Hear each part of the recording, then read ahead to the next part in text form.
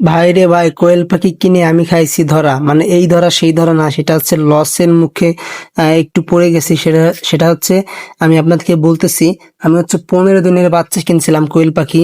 তো এখন হচ্ছে 25 দিন 27 দিন বয়স হয়ে গেছে। তো এখন আসলে বোঝা যায় কোনটা পুরুষ কোনটা মহিলা। এবং আমার ক্ষেত্রে হয়েছে কি, আমার 50টা কোয়েল পাখির মধ্যে আপনার 20টা হচ্ছে মহিলা পাখি এবং 30টা হচ্ছে পুরুষ পাখি। তো এটা আসলে আমার নসিবই ছিল।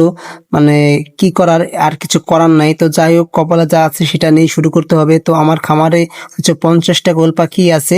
তো এখানে তার মধ্যে হচ্ছে আপনার 20টাই হচ্ছে মহিলা পাখি, তো 30টা হচ্ছে পুরুষ পাখি। এই ক্ষেত্রে হচ্ছে আমার এই জিনিসটা লস হয়ে গেছে, এবং পুরুষ পাখিগুলো হচ্ছে আমি খেয়ে ফেলবো।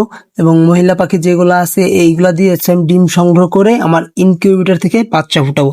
তো আসসালামু আলাইকুম, সবাই ভালো থাকবেন। এবং পাখি আপনারা হচ্ছে দেখে শুনে কিনবেন, আর সেক্ষেত্রে হচ্ছে আপনাদের সুবিধা হবে।